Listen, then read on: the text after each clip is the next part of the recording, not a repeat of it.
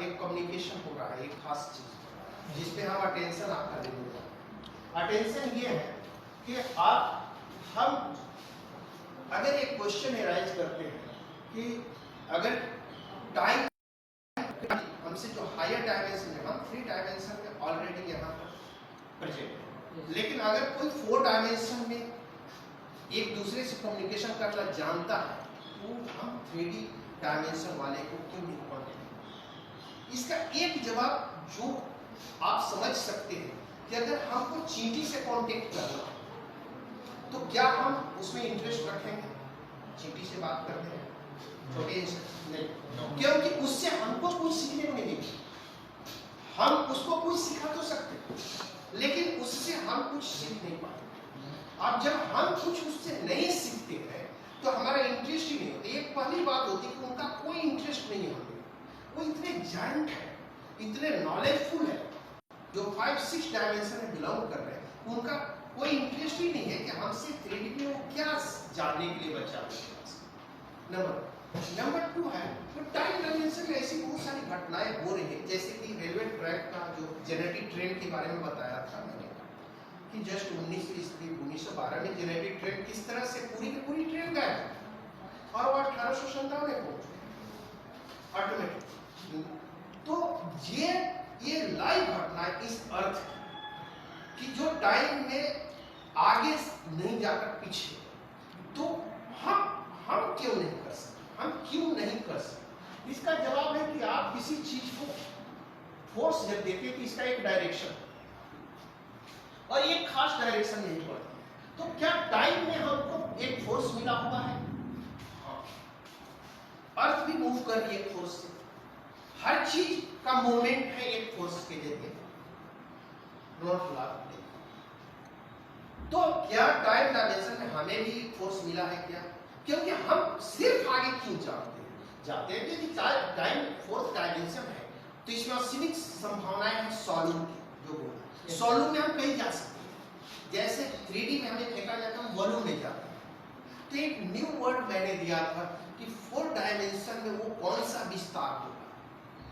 Space के बाहर का विस्तार। स्पेस तो 3D में होगा, स्पेस के बाहर का विस्तार आपको याद होगा, इसके पहले की जो वीडियो थी उसमें हम लोगों ने देखा है कि उसको आउट ऑफ स्पेस हमने नाम दिया है ओएस। ओएस हमारे जो सोचने की कल्पना से भी बाहर का स्पेस को हमने ओएस किया। आउट ऑफ स्पेस में क्या मिलेगा अगर 1 डायमेंशन में हमको लेंथ मिलता है और 2 डायमेंशन में हमें एरिया मिल रहे हैं और 3 डायमेंशन में हमें वॉल्यूम मिल रहा है, तो 4th डायमेंशन में ऐसी क्या चीज होगी जो हमें उपलब्ध होने वाली है जिससे वॉल्यूम से भी आगे की दुनिया में ट्रैवलिंग होगी? तो 4th डायमेंशन को डिफाइन जो हमने किया कि हमारे पास 4th dimension the collection of different 3D। तो डिफरेंट 3D के कलेक्शन के लिए एक पाथ चाहिए। जैसे प्लेन के ऊपर अगर आप प्लेन ऐसे रखते जाए तो एक पाथ आपको मिल रहा है हाइट की तरह, और ये हाइट मिलकर 3D बना देता है। क्योंकि ये प्लेन है, अगर बेंच को समझे, और ऐसे तमाम और बहुत ज्यादा मात्रा में ऐसे सीट्स इस पे रखते जाए तो ये ऊपर की ओर आते चला जाएगा और एक 3D बिल्डिंग स्ट्रक्चर खड़ा कर। तो 3D बिल्डिंग ऐसे नहीं खड़ी, ये इसका कलेक्शन है प्लेन का। तो प्लेन डिफरेंट कनेक्ट किए जाए एक खास डायमेंशन में, तो उस डायमेंशन को अटैच करके वो एक 2 डायमेंशन से 3D स्ट्रक्चर खड़ा। तो 3D से 4D स्ट्रक्चर कैसे खड़ा होगा जब डिफरेंट 3D होंगे? तो डिफरेंट 3D को अगर हम ऐसा समझें कि हमारे पास एक 3D है और यहाँ पर फिर कुछ देर बाद एक और नया 3D हमारे पास में ये खड़ा हो जा रहा है, तो ये कैसे संभावनाएं हैं? अगर हम यहाँ पर 0 0 0 समझते हैं, यहाँ से हमने काउंटिंग स्टार्ट, यहाँ टाइम भी 0 है और नए टाइम में एक नया 3D हमको मिलता है 0 0 में। हालांकि 1 कहना भी ठीक नहीं है। 1 क्या है? 1 यूनिट टाइम का सबसे छोटा, टाइम की दुनिया का सबसे छोटा यूनिट 1/10⁷ जो मशीन पकड़ सकती है। इससे भी छोटा संभव है जो हमने नहीं बनाया, वो मशीन हमारे जो बने हैं वो बताते हैं कि बस इतना ही हमने जब कर सकते। लेकिन इसने भी छोटे टाइम में एक नया 3D तैयार, आंखें पकड़ने की क्षमता कल बात किया था मैंने, क्या 1/6 सेकंड को ही कैच कर सकते, 1/6 सेकंड में से ज्यादा कम समय, अगर उससे कम समय में कोई चीज ट्रांसफर होगी, चेंज होगी, तो आंख पकड़ेगा नहीं, उसमें डिफरेंस ही नहीं पैदा करेगा, दोनों मिक्स कर देगा। लाइक फैन को यदि हम चालू करते हैं, जहां पर आप देखते हैं, तो 1 सेकंड में अभी एक बार घूम रहा है, अगर 1/6 सेकंड से ज्यादा में अगर एक बार घूमना चालू कर दिया तो ये सब मिक्सअप हो जाएगा, आप ये नहीं बता पाएंगे कहाँ खाली जगह है और कहाँ पर डर है। बता सकते क्या? नहीं, ये इसलिए नहीं हो पा रहा है 1/6 सेकंड से ज्यादा कम समय में अगर इसको देखा जाए तो ये आंखों को ओवरलैप करता है। करेक्ट? Take this. और इस तरह से हमको समझ में आता है कि हमारी आंखें स्टिल फोटोग्राफ्स को धोखे से वीडियो समझती है। स्टिल फोटोग्राफ्स, दुनिया में जितनी चीजें हो रही है सब स्टिल है। इसको एग्जांपल आप देख रहे हैं, मैंने इसको उठाया लेकिन एक्चुअली गलत है, मैंने उठाया 1 सेकंड में मैंने यहाँ की, दूसरे सेकंड में यहाँ की, तीसरे में यहाँ, चौथे, असल स्टिल है। उस सेकंड में आप अगर घूम कर देखेंगे तो मेरे हाथ वहीं है जहां थी, लेकिन 1 सेकंड से कम समय में अगर इसको आप बार बार देख रहे हैं, आंखों की जो गति की सीमा है 1/6 सेकंड से कम के अंतराल में, तो फिर आपको ये लगेगा मैंने कलम उठा। अन्यथा वीडियो नाम की कोई चीज है ही नहीं, ये एक इल्यूजन है, एक भ्रम है। मोशन एक भ्रम है। मोशन यानी चल, किसी चीज चलेगा किसमें? टाइम। करेक्ट? कोई चीज चलेगी किस टाइम? अगर अभी यहाँ पे स्टिल है और इसमें मोशन आ रहा, तो फिजिक्स कहता है कि मोशन का मतलब ही हुआ डिस्टेंस पर second, distance per unit time. Right? Time में ही कोई चीज मोशन डिफाइन हो सकता है, और यदि मोशन ही नहीं है तो टाइम बेकार है।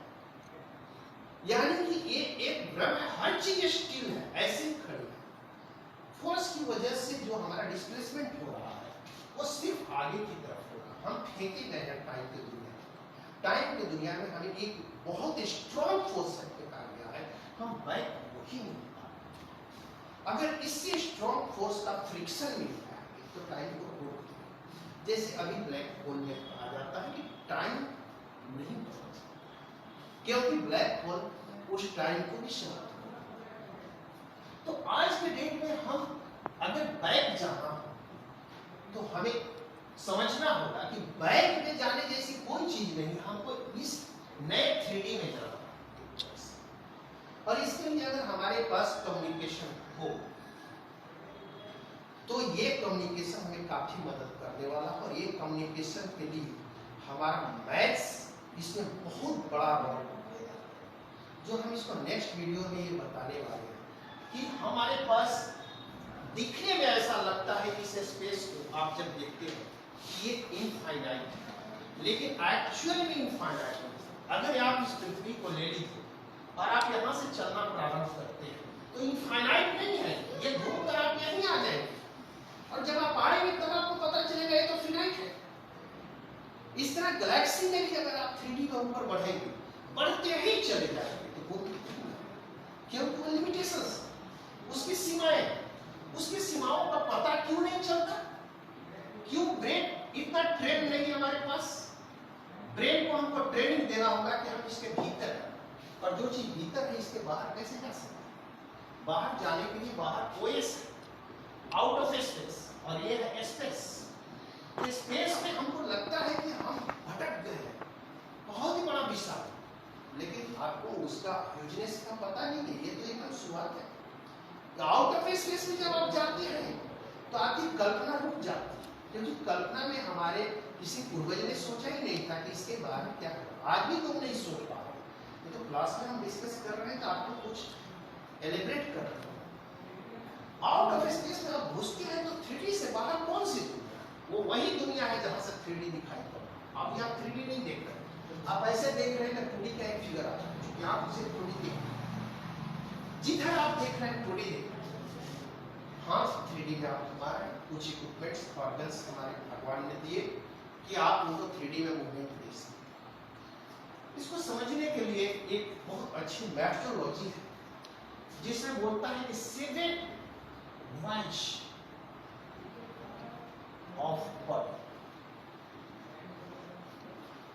वाइजर नाम का एक प्लेन 20 अरब किलोमीटर तक चला, उसको भेजा गया है 1977 वाइजर 1 और वाइजर 2।